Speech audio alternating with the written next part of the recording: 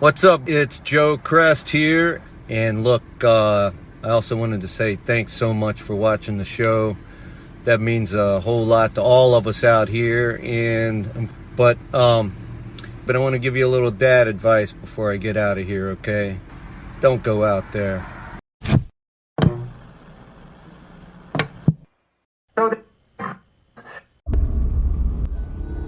They've conquered the big screen. Now, get ready for the spin-off sure to send chills down your spine. It's Nico, Brian, Mike, and Dustin in Don't Go Out There, the series. Welcome back, everybody, to the Don't Go Out There podcast. Just want to thank all of our fans and listeners. Really appreciate the support. You guys are awesome. Before we get into tonight's review, just want to give a quick shout out to our website, don'tgoouthere.com. Everything about our podcast is on the website. All of our episodes and interviews, if you want to check those out. We've done some incredible interviews in the past. Go check them out there in a specific tab by themselves so you don't have to scroll through hundreds of episodes on Apple or Spotify, etc. We also have our store if you want to grab a shirt, a mouse pad, a hat, all that good stuff. We'd love to see your pictures, rep your favorite podcast. And Shan's Etsy page is also attached if you want to grab a tumbler. All of our social media links are on there as well. Facebook, Twitter, Instagram, YouTube, TikTok. Like us, subscribe us, follow us, all that good stuff.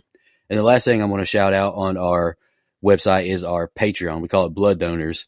We have the traditional monthly reoccurring kind. If you want to support us, help us pay the bills, as we say. Or if there's a movie you want us to review, that option is available as well. Just check out our website, don'tgoouthere.com. Also, if you haven't noticed, we've recently joined the Believe Network. So there's some ads on our program now. But if you want ad-free content, go check us out on Blood Donors. The ad-free episodes will be available there. We appreciate your support. We hope you enjoy the episode. Really appreciate y'all listening. We hope you've been enjoying our series reviews. I've been having a good time. I think my co-host would agree as well. It's been really fun checking out these new TV programs. As I say, my old man voice programs. We're going to be continuing True Detective Season 1, Episodes 3 and 4. This is Brian's pick. Brian, you want to give your quick thoughts on 3 and 4? Two amazing goddamn episodes. I'll say that. 3 is fantastic, but 4, holy shit, probably my favorite episode of the series. Both over a 9 on IMDb. Hell, I think 4 is almost a perfect 10 if I'm not mistaken. It's a 9.6.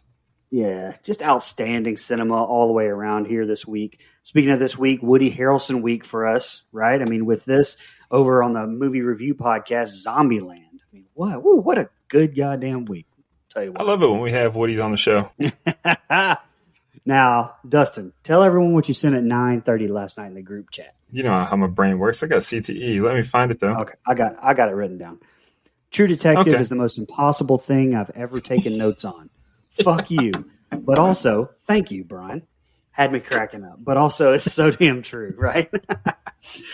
Dude, it's funny you said that because when Nico threw to me for my general thoughts, I didn't remember what time. So when you said what time I texted, I was like, I don't know. But I was going to reference that. So yeah, you're right. Go ahead, Nico. Brian, you can just sound clip 2 great goddamn episodes and just play that at the beginning of the next 2 shows covering the next 2 episodes. I think all 8 episodes are great. I don't know which one's my favorite yet. Honestly, 4 is not my favorite. I can't remember. It's one of the later episodes that's my favorite. Like once all the shit starts happening, and I'm not going to spoil it because I know Dustin's not there, but every episode I would say is probably at least a 9 for me or higher. So I'm in there like swimwear, brother. Dustin, you got any thoughts? Yeah. Fuck you, Brian, but also thank you. So this show, it's impossible to take notes on sometimes because a lot of it, and I said it last week, I'll say it again, a lot of it's just standard, typical police work that you see in movies and TV shows, but it's not standard in the way that it's like, oh, I've seen this before. It's really good. And I think that's because the writing is great, of course, but also, Woody Harrelson and Matthew McConaughey do such a good job together.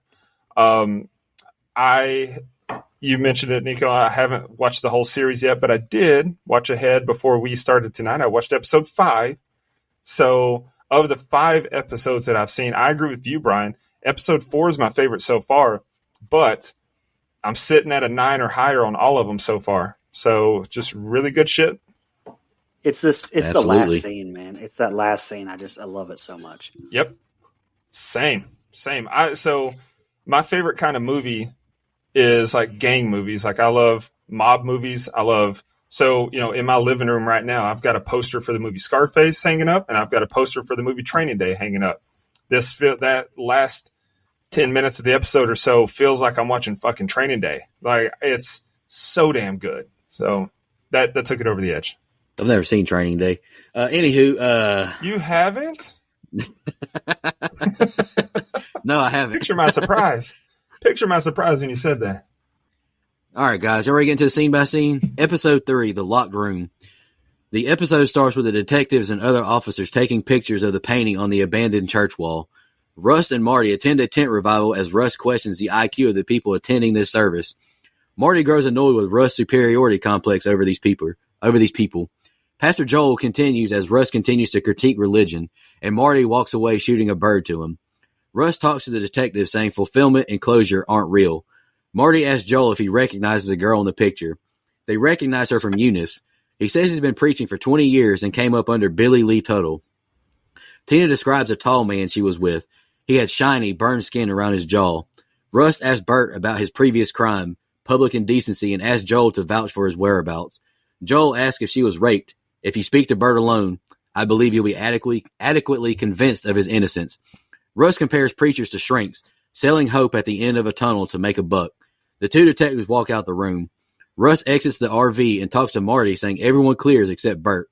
It's revealed, though, that Bert had his balls cut off with a razor, and he shit himself when embraced. Bert says he saw the tall man, too. The two detectives drive off, and the churchgoers help push through the grass. All right, Brian, that's the opening set of scenes. What'd you think? Okay, so first thing, I don't think we said last week, but in contrast to The Walking Dead, and I use that as an example because that's the show we've done before this, depending on when you're listening. But in contrast to that, and something very rare, I'm pretty sure, for any of the shows that we're going to be doing moving forward, but we have the same director for all 8 episodes this season, Cary Fukunaga, who mostly produces because besides this, I mean, he did the great Bond movie, No Time to Die, and just recently the Masters of the Air miniseries. But otherwise, he's definitely, I mean, he picks his projects. It's very few and far between. I brought that up because it definitely affects how something is shot, in my opinion. I think Flanagan and Hill House is the only, I guess, other weird outlier where every episode seems not only shot different, but also with the same director the entire time. Just throwing that out there, too.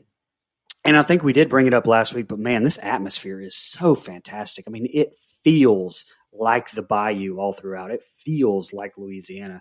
It feels gritty, and that's something that they continue to do a great job of, at least through next season as well. It's something I love about Nick Pizzolatto's shows.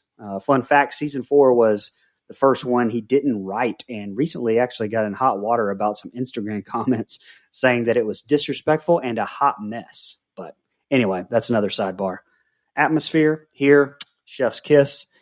Shout out Shea Wiggum playing the minister. My guy is in everything. And also sidebar, looks exactly like Steve Zahn to me. I don't know. I have a problem with that. I thought that too, actually, because Okay. I paused the show and went to IMDb. I was like, "Is that Steve Zahn?" Hey, I did the exact same thing, and I've seen this show before. More fantastic dialogue between Russ and Marty. I mean, Marty saying, "Can you see Texas up on that high horse of yours?" And if the only thing keeping a person decent is divine word, then that person is a piece of shit. I don't use $10 words like you. I mean, the dialogue between these two is just, it's unmatched. It is so damn good.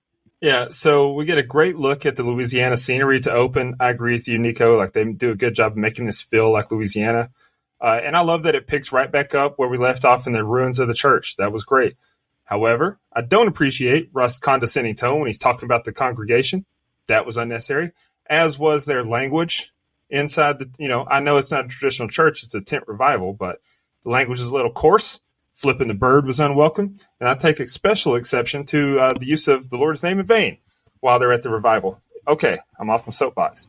A lot more, like I said, good but standard stuff with the two talking to the preacher and doing their detective work. Nothing groundbreaking, but it's very well executed.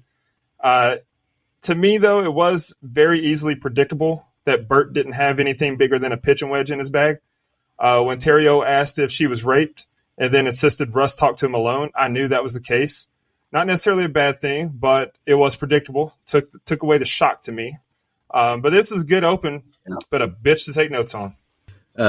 Not that it's a bad show or anything. It's just impossible to take notes on. Yep. But anywho, the two are eating, wondering if there's a connection to Marie Fontenot. Marty calls Rust obsessive. Rust calls him obsessive too, but not for the job. And he drops a great line. People incapable of guilt usually do have a good time. Love that line.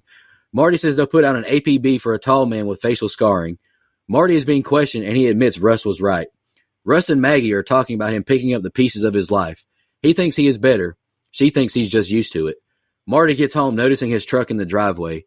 Marty is annoyed Russ mowed the grass and follows him outside. He questioned why is he here and when I'm not home. Russ asks what's the problem between the two. He tells him to never mow his lawn. He likes doing it.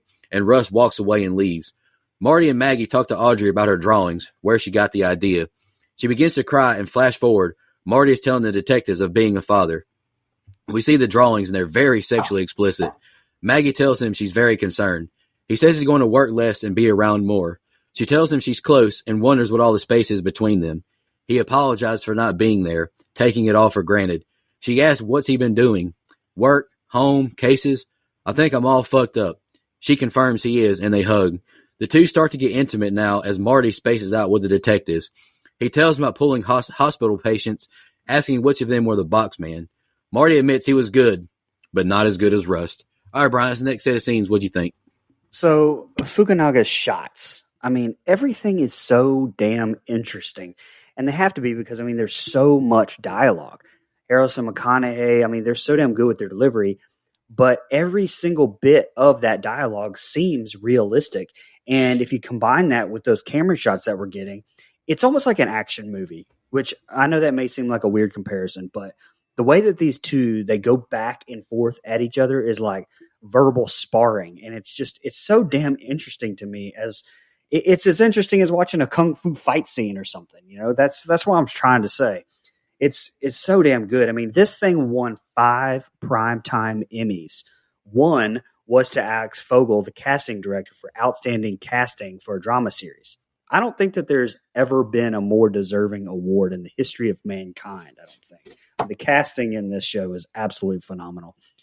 Shout out to Woody Harrelson too for eating this entire scene as well. We all know that's a pet peeve of mine, and hopefully they got through on minimal takes, so he didn't have to eat as much. But my guy eats the entire time, and there is definitely liquid in that cup that McConaughey is drinking from the start of that. It's supposed to be coffee, I guess, but there is liquid in there. Realism. I love it so much. Something I did think was odd, though. It's never explained why Rust needed to borrow the lawnmower, because it showed his apartment and he doesn't have any grass. So not real sure why he borrowed the lawnmower there. I don't know. And we talk about Harrelson and McConaughey, but I was just as entranced at the back and forth with Woody and Michelle Monaghan. I mean, she's so disgusted with him, and he knows it. And you can tell by facial expressions. You can tell by the facial acting. And again, Alexa Fogel, casting director. Holy shit, you're the man. Or the woman. You killed it. Yeah, good dynamic again from Rust and Marty when they're eating. You can really get the sense that their relationship won't be built to last, and there's a lot of tension beneath the surface. And I know one thing. I wouldn't want McConaughey around my wife and a wife beater. Get lost, bucko. Then he found out that he mowed their lawn. I was really hoping that Woody would quote himself from Kingpin. You don't mow another man's lawn. I mean, he paraphrased it, but I wanted that exact quote. That would have been perfect. Nico, Kingpin is a great movie. You need to watch it someday. I've seen it. It's fantastic. Don't tell me don't remind me that you didn't like it. Great subtext in the line. Okay. Great subtext in the line he did deliver, though. I don't want you mowing my lawn. I like mowing my lawn. He's like saying, don't fuck my wife. I like that. That was good. Marty and Maggie's argument in their room was a tough conversation, but I was just amazed at the fact they seemed to have a realistic sized bed. Bravo, True Detective. Y'all notice that? That was a big ass bed in that room. I loved it. But that's a tough conversation for any married couple to have. Great save by Marty at the end, though. Pull on her emotions to buy an out of the argument and turn it into sex. That's a pro move. Tip of the cap. Great transitions. Great transitions back to present day, and then a great segue to Rust interrogating the suspect. This is another really solid set of scenes. Dustin never changed, brother. Russ is interrogating a man with scars on his face. The man is weeping as he's being accused of these crimes. Chris admits he's weak. Russ says he's exactly how the Lord made him. There's grace and forgiveness for all. Russ gives Marty a nod of disapproval. Russ begins cutting up a beer can with a knife as he describes his process of interrogating people. He says he put insomnia to good use as we see him working late into the night, researching cases and victims. Russ' alarm goes off and he parks at Longhorns. Russ walks up to the table and says hi to everyone. He sits down and is awkward until he's asked what synesthesia is. I think that's what it was. Shit hits the fan for Marty when he sees Lisa at another table with a man. He leaves to go get another pitcher of beer and gives her a death stare. She joins him at the bar and he asks what she's doing here. Marty is very jealous, asking her what she wants him to do. She says they've ran their course and she walks away. He takes 2 shots and Maggie stops him saying she wants to dance. Russ and Jennifer hit the dance floor as well. Marty is visibly disturbed and Jennifer asks Russ about living in Alaska and Paris. They're cutting a rug as Lisa and her man leave. Russ admits he's never been in a room longer than 10 minutes without knowing if they did it or not. Marty calls Russ a coonhound, and the detective takes offense to the term. Marty said others had other things going on in their life. We see Marty outside Lisa's door pounding it, causing a scene. He breaks through the door and attacks her date. And this is funny to me. He asks him if she sucked his dick, and he eases up when he says just a little. He leaves the place saying he's not a psycho. Russ is at home sitting in a lawn chair looking at crime photos. His phone rings and it's Maggie. She tells him Garasi caught something and puts him on the spot asking if it's true. She asks if he took Jen home and says there's comfort there if he gave it a chance. He tells her to go to bed. Marty will be home soon and hangs up. Marty walks in down bad and Russ says he thinks he found another girl. He shows him the drawing on her and she was positive for meth and LSD. He wants to go visit her grandpa on Pelican Island.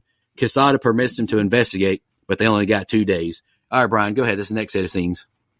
Yeah, I don't have much on this set of scenes, but just at the start of this, especially some very simple but standout shots to me. It's at the start where Russ is in the file room and the camera pans from left to right.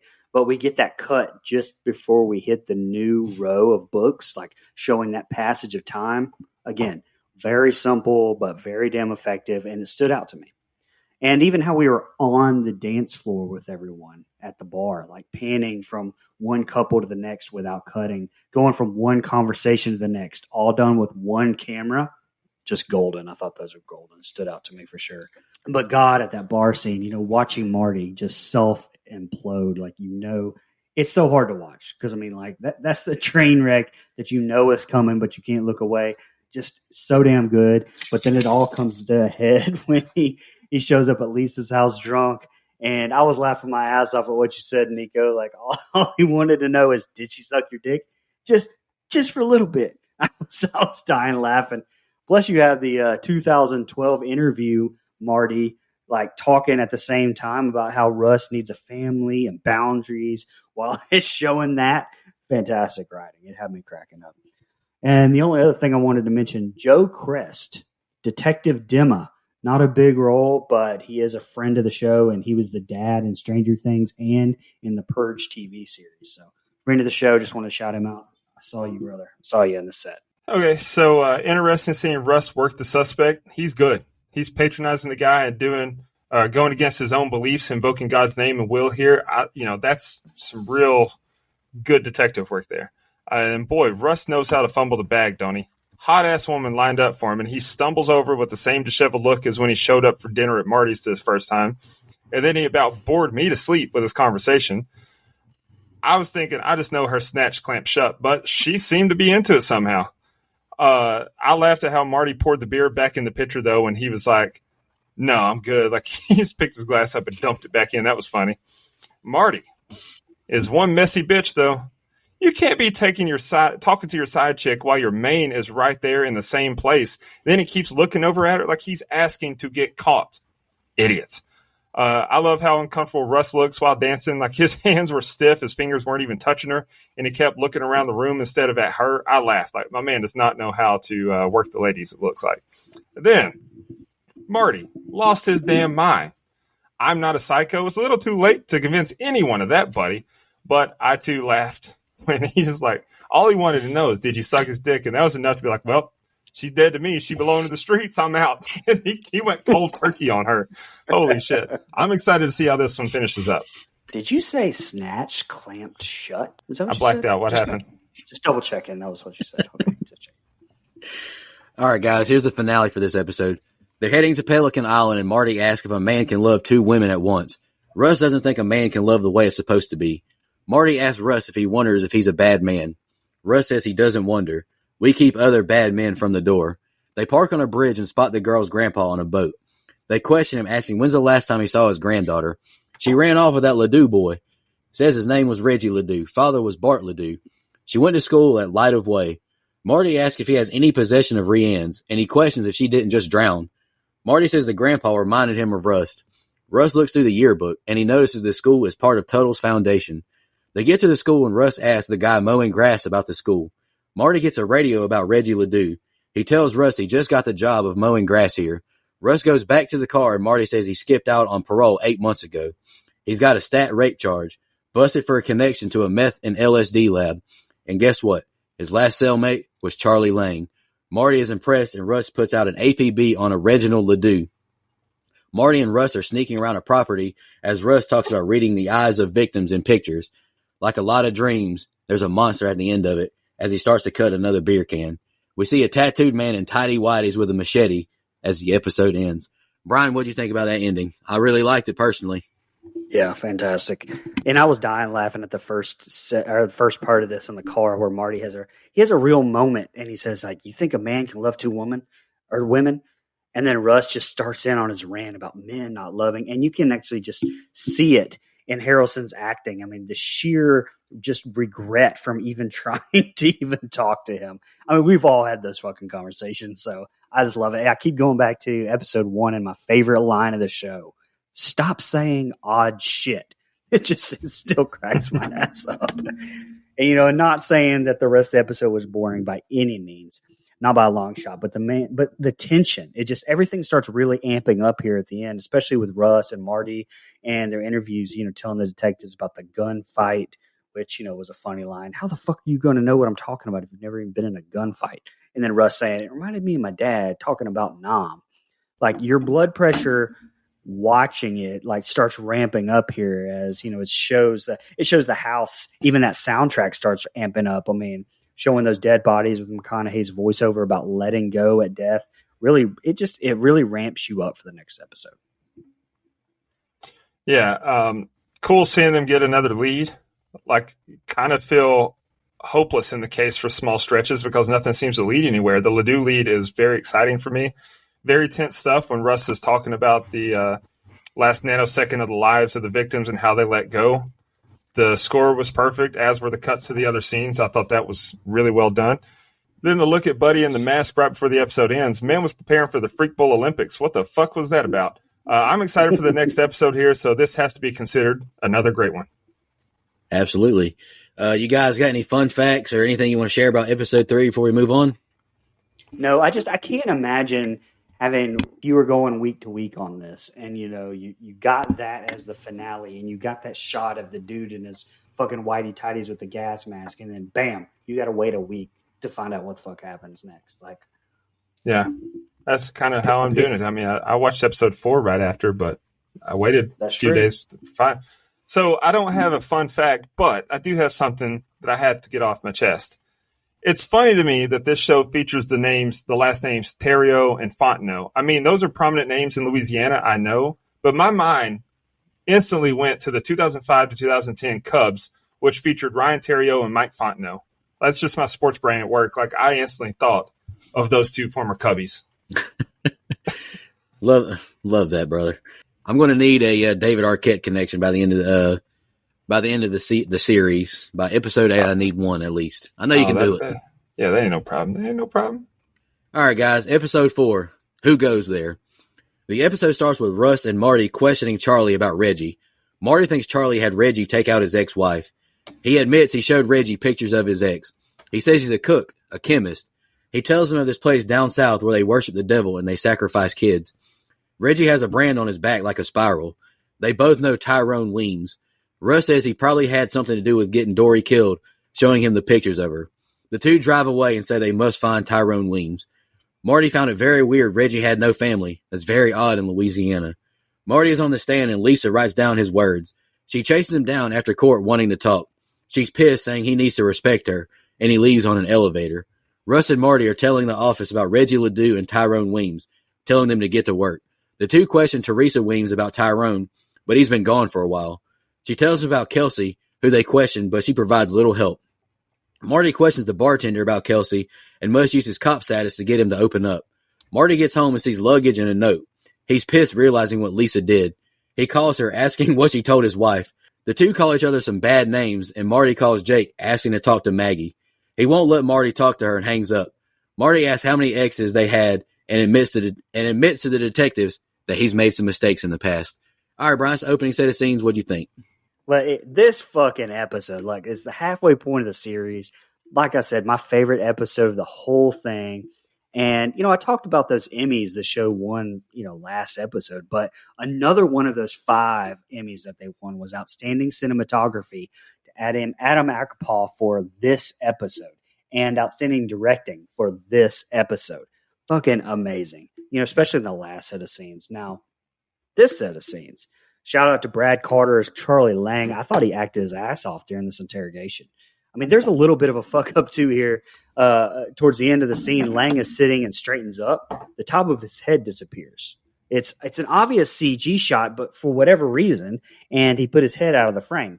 Quick, but you can definitely tell if you're looking for it. A line that made me laugh from Charlie. What the fuck ever, man.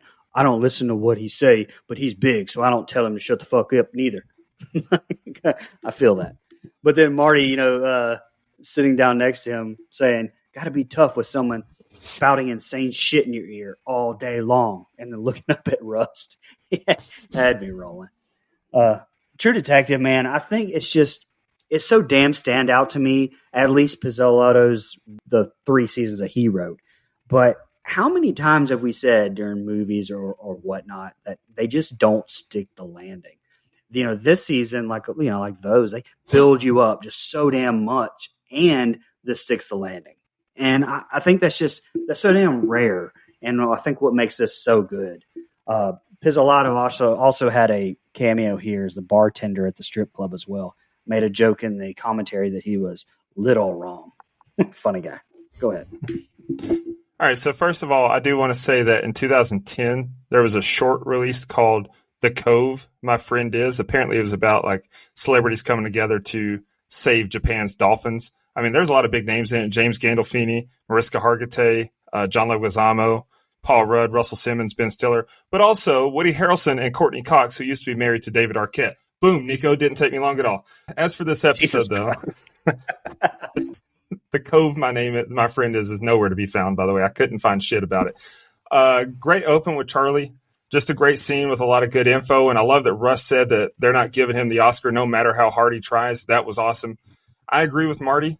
Russ didn't have to tell Charlie it was his fault. Sheesh. I mean, that man's already fucked for the rest of his life, and then he guilt-tripped him like that. But then Marty turned stone cold killer. Absolutely brushed Lisa off and told her to kick rocks and flip-flops. Hell yeah, brother. And perhaps the least shocking moment of the series, though, Marty's wife leaves him. Who could have predicted? But then Lisa fried Marty's ass up on the phone, son. She called him a wet noodle whiskey dick faggot fuck. That is a burn, my lord. Holy shit. God. But very good open to this episode. A lot happened, and I loved it. Yep. All right, yeah. All right. That's what she said. Right, go ahead. I mean, I was just quoting what she said. All right. Marty is watching some women and follows one in his car. Man is drinking like a fish in pursuit, and we make it to a junkie rave party. He continues stalking the girl and finds Tyrone Weems. He bashes his head into the wall and pulls a gun on him, asking where Reggie Ledoux is. He doesn't distribute anymore. Only cooks for one group now called the Iron Crusaders. He tells him to close his eyes and count to 100 out loud. Marty walks away and calls Russ, relaying the information. Marty hangs up, saying he's busy. Marty tries to talk to Maggie at her nursing job, but she calls him disgusting. He apologized, saying he's a mess. She says she doesn't give a fuck about his goddamn feelings. A doctor checks on Maggie as we cut to Russ looking through a box full of guns, grenades, and Dustin's personal favorite, Jameson. Russ gets a call and shows up to the hospital and calms Marty down with work talk and escorts him out. He tells her he loves her and he ain't giving up. They're at a bar and he says he needs another shot. Russ says this isn't his business and doesn't want to hear it. Bro don't give a fuck about his feelings. Russ tells Marty he knows that bike club and let's go to work. Marty drops a great line saying Russ is the Michael Jordan of being a son of a bitch. He shows Marty his jacket and his gun box. Russ tells Marty he needs a couple weeks personal time to make connections, drop some lines. Badges won't get them close to these people. Russ describes the way the cartel would kill people. Tape you to a chair, cut your face off, shove your dick and balls down your throat until you bled out and you watched it all in a mirror. Marty asks if he's sure he wants to do this. Not exactly, is his reply. Russ gives himself a shot of ink and cayenne to irritate the skin. Russ says he needs good coat and tells Marty not to worry about where he gets it. All right, Bryson, next set of scenes, what do you think? Can we talk about a party in which they're wheelbarrowing people out when you're walking in that are passed the fuck out? That's just a typical tailgate in Tallahassee, son. No wonder you guys were hungover on Saturday. Anyway, holy shit, that seems intense. But it's the shots for me. It's the camera shots. I mean, the shots of Marty standing there throughout the place, backlit by sparks flying overhead and behind him. I thought that was absolutely beautiful shot there. And close your eyes and count to 100 if you can. That little jab. I never heard that before this watch through. I wrote it down because that was fantastic. And was it crazy to anyone else that while Russ was going through his John Wick little stash from his undercover days, like the dude had whiskey, Coke, not Coca-Cola, and fucking grenades in there? Like, what? I was like, what? And this convo at the bar between the two, I mean, the dialogue is amazing. Like, I'll let Dustin touch on the specifics of the dialogue, but I love it. You keep raising the bar. You are the fucking Michael Jordan of being the son of a bitch. I admit that I have used that many, many times in my everyday life. It's such a great line. Yeah, there's great tension as Russ follows old girl and then walks into this crazy warehouse rave. I need someone to drop a pin. I'd like to go hang out. Glad we got some info out of Tyrone, but get your girl back season maybe could have waited a bit. Causing a scene at your girl's job is one thing, but when it's a hospital, that's wild. I wouldn't even do that. Great stuff at the bar with Russ and Marty. Marty's distracted by his home life, and Russ is cooking up a plan. Great shit. I specifically liked when Russ asked Marty, all that dick swagger you rolled and you can't spot crazy pussy. I ask myself that in the mirror every day. What is my problem? So I feel you. I love Marty asking Russ if he's sure, and Russ responding, not exactly. And then Marty noticing the bullet holes in the jacket. This is just another great set of scenes. Our Russ tells the detectives about taking a leave of absence to see his father with leukemia. He gets the key to the evidence room and snags some cocaine, swapping it out with flour. Russ admits they should have a better process with the evidence room. The detectives tell Marty they never could confirm his pops had leukemia or if anyone had ever even seen him. Russ tells him how his father met his mother and how they made it to Alaska. Russ is at a diner with Maggie, and he tells her of all the apologies Marty has and wants to see the girls when time permits. Men and women aren't supposed to work, except for making kids. She says he ducks under rationalization like the rest of them, and he must have made a great husband, which triggers him, and he walks out. Russ tells Marty the lowdown on what's going on tonight. Russ tells Marty she's softening, and he can see them getting back together in a couple of months. That's his honest read. Marty is parked outside the biker bar watching out for Russ. Russ asks for Ginger, and they let him through the door, and they pat him down. He joins him around a campfire and tells him what happened in Houston, and he's working security in San Miguel. Russ tells Ginger the boys he's running with in Mexico. There's money to be made. Real money. For some reason, Marty grows impatient and enters the bar. Russ says he wants to trade coke for meth. Russ tries the meth and tells him he's working with an ex-Mex army that have Colombian connections. Russ lets Ginger try the cocaine. That ain't no fuck around shit, and he takes a snort. He lets him keep the bag. He says he's got a bulldozer of it. Ginger needs Russ for help for a big grab tonight. Ginger grabs him by the crotch, asks if he got neutered down south. He says he needs a gunslinger. Then they can talk business. All right, Bryce, next set of scenes, what'd you think? So this undercover shit is really, the start of you, at least me, being able to tell, okay, like this is what really happened, and this is the story that they're telling or put on the official report and what they're telling these detectives. So there's some shit coming down the line. Again, had me cracking up with the montage of everything and Russ getting ready for this stint here, stealing the coke and everything else, but also just having almost this grumpy old man aspect with them living together. And then Marty's line, like looking into that little piece of glass on the wall and going like, are you supposed to see both eyes in this one? I don't know. That popped me. It was just the timing. It made me laugh. And spoiler alert, fun fact. So both, I guess, I don't know, but jump ahead 10 seconds if you don't want to hear a season 4 spoiler. But one of the slaps in the face that Pizzolatto was pissed off about were these little lines here about Russ's father in Alaska. Season 4 is set in Alaska during the 30 Days a Night, and they actually do bring up Russ's father during the investigation. So shout out friend of the show, Matt Sears, for that little tidbit. Yeah, so Russ playing the old switcheroo with flour for Coke. I wonder how many cops still pull that move in real life. Like, some do.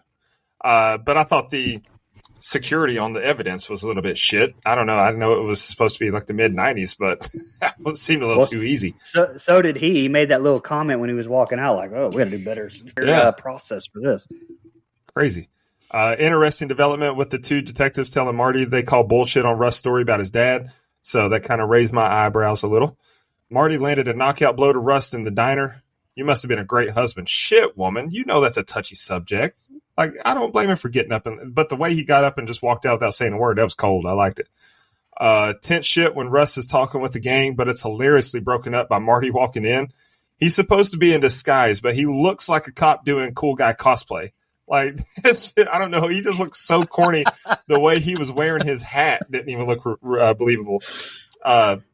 Russ cutting the deal was like a scene from a video game.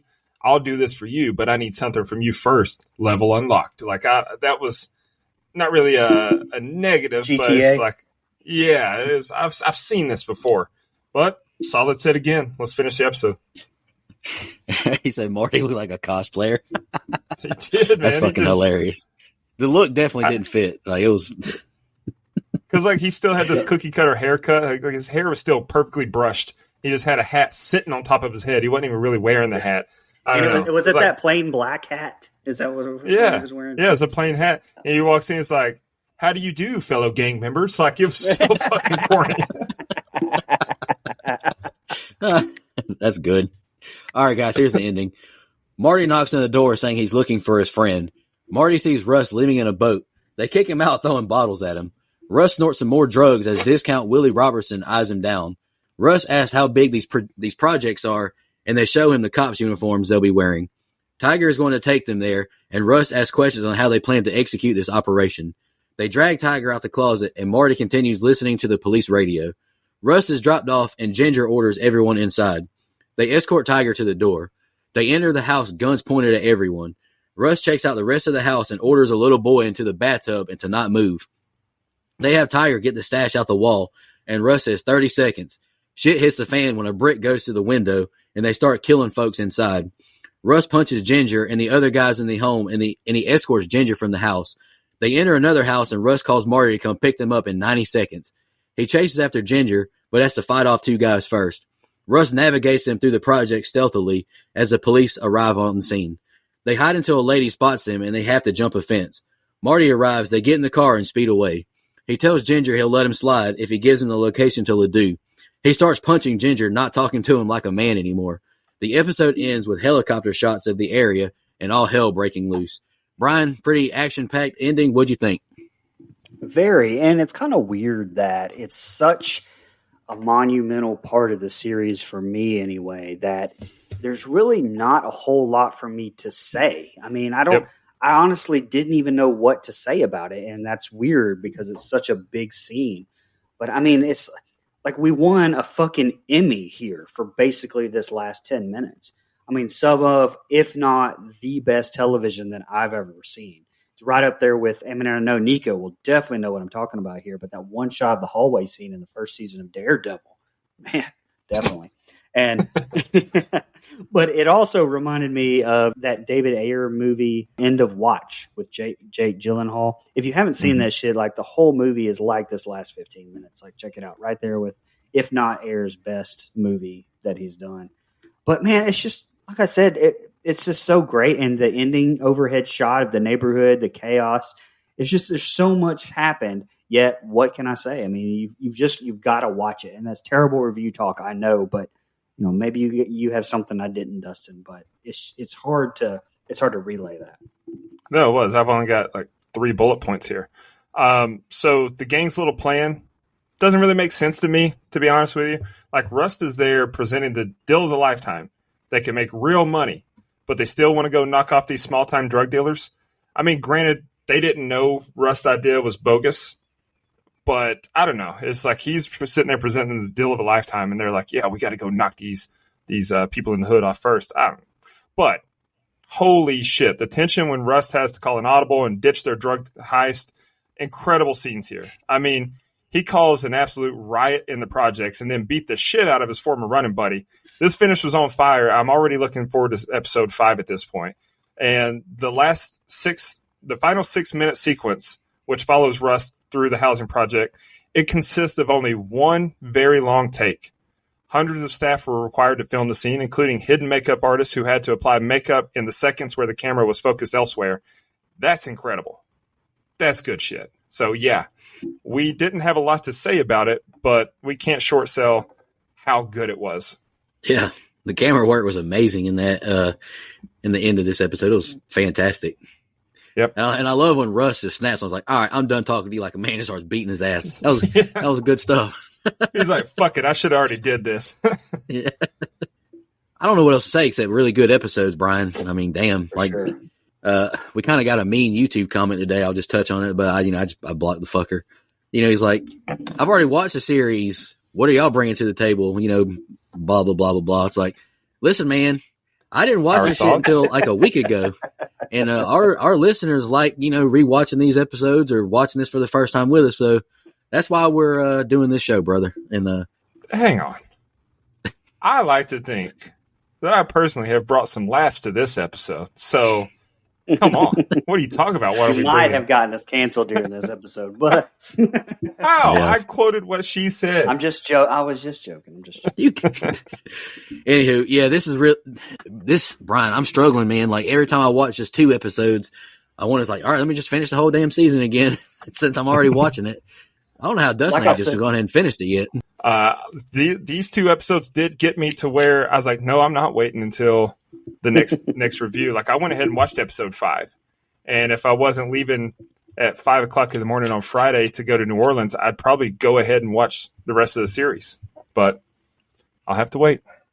Oh, and Hell yeah, man. I said the ratings, the last episode, so I'll do it here. So episode 3, I had it at about a 9 as well. But episode 4, I gave it a 9.5. Really strong shit. Oh yeah, really good. All right, we appreciate y'all listening. All the nice comments we get, we appreciate that for sure. We'll shout out Christina Tower one more time. We reviewed her pick last week, Final Girl Dunner. She chose The Mist. That episode will be dropping soon. Camper Level reoccurring, Nina, Michelle Mirza, the Horror Movie Crew podcast, Alex Seligson, and Michael Evans. Camp Counselor reoccurring, Edwin Hernandez Gunn, shout out my guy. Joe Swinford, Shan, Adrian Aiello, Brian Samick, Andrew Ferguson, Matt Strickland, Brooke Maley, Thorne David Phillips, Heather Superdoc, Jennifer Davis from Me Too Close to Home podcast, and Dana Tucker.